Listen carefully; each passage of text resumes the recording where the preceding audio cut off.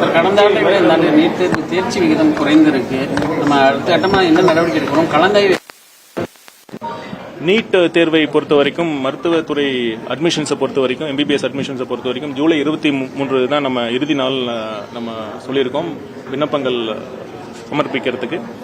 So அதன் பிறகு விரைவில் நம்ம கவுன்சிலிங் மூலயமா ஏற்படுத்தி நம்ம எம்பிபிஎஸ் அட்மிஷன்ஸை நம்ம ஏற்படுத்தி கொடுப்போம்.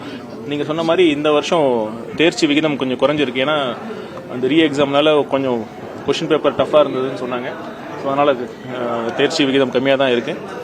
மாணவர்கள் தேர்ச்சி பெற முடியாத மாணவர்கள் நீங்கள் எந்தவித மன அழுத்தத்துக்கும் உள்ளாக தேவையில்லை. உலகம் ரொம்ப பெருசு, வாய்ப்புகள் ரொம்ப பெருசு. தேவைப்பட்டால் நீங்கள் திரும்பவும் அப்பியர் ஆகலாம். அதனால் நீங்கள் எந்த வித மன அழுத்தத்துக்கும் நீங்கள் உள்ளாக தேவையில்லை. இந்த அரசு உங்கள் கூட இருக்குது.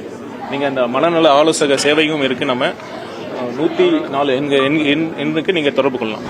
104 என்கிற ஒரு உதவி மையம் நம்ம பிரத்யேகமாக நம்ம ஏற்படுத்தி கொடுத்துருக்கோம். இதை ட்ரெயின்டு சைக்காலஜிஸ்ட், மனநல ஆலோசகர்கள் இருக்காங்க. ஒரு 40 பேர் இருக்காங்க. இங்கே சென்ட்ரலைஸ்டாக இருக்காங்க.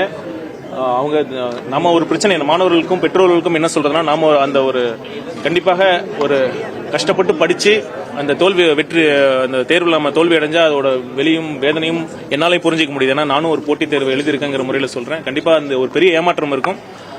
அந்த நேரத்தில் பெற்றோர்கள் தான் அந்த குழந்தைகளை நீங்கள் பார்த்துக்கணும். இந்த 104 என்கிற அந்த எண்ணுக்கு நீங்கள் கால் பண்ணுங்க. ஒன்றும் பிரச்சனையே இல்லை. நீங்கள் யாருமே உங்களுடைய கால்லாம் யாரும் ரெக்கார்ட் பண்ண மாட்டாங்க, அனானிமஸாக இருக்கும். அதனால நீங்கள் கன்வர்ஸ் பண்ணீங்கன்னா அந்த பிரச்சனையை அணுகிறதுல வேற ஒரு கண்ணோட்டத்தை அவங்க கொடுத்தாங்கன்னா, வேற என்னென்ன வாய்ப்புகளாக இருக்கலாம் சொன்னாங்கன்னா கண்டிப்பாக உங்களுக்கு பிரச்சனையே நம்ம தீர்க்கக்கூடிய வாய்ப்பு இருக்கு.